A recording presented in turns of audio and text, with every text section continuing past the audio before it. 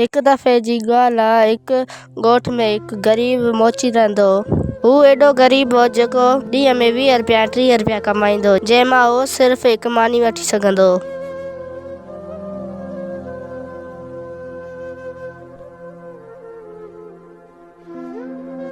उहो एतिरो ग़रीब हो जेको उन ई मानीअ ते ॾींहुं राति गुज़र कंदो।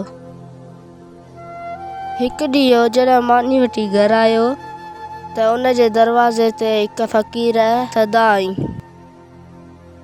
आहे को अल्लाह जो बंदो जेको मूंखे अल्लाह जे नाले ते मानी खाराए। जी ॾाॾी, छा थियो? पुट, 2 ॾींहंनि खां वठी मूं कुझु नाहे खाधो। तो वटि मानी हुजे त मूंखे खारा। मूं वटि त सिर्फ़ हिकिड़ी मानी आहे, जे उहा ॿिन फ़क़ीराणीअ ॾेई चयो त मां छा खाईंदुसि। पर ख़ैर मां हीअ मानी ने ॾाॾीअ ॾियां थो।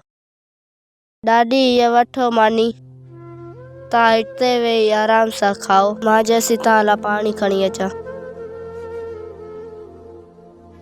ॾाॾी, हे वठो पाणी। जॾहिं हुन कुराड़ीअ मानी खाधी त उहा पंहिंजे असली परी वारे रूप में अची वई। परी हुन ग़रीब मोचीअ जे गुरबत जो इम्तिहान वठण आई हुई ऐं उहो ग़रीब मोची हुन इम्तिहान में पास थी वियो, जंहिं ते परी ख़ुशि थी हुनखे मालामाल करे छॾियो। जंहिंखां पोइ हो हिकु ग़रीब मोची मां अमीर शख़्स थी वियो। असांखे हिन कहाणी मां इहो सबक़ मिले थो त असां जहिड़े बि हाल में हुजूं पर ग़रीब जी मदद करियूं।